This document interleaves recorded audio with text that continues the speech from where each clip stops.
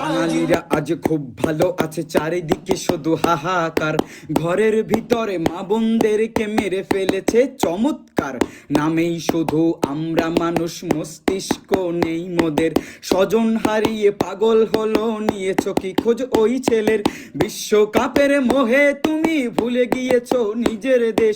দরজা বন্ধ করে ধর্ষণ করেছে যে সোনার দেশ। কুকুর মারলে বিচার তো হয়, ধর্ষণের তো নেই বিচার।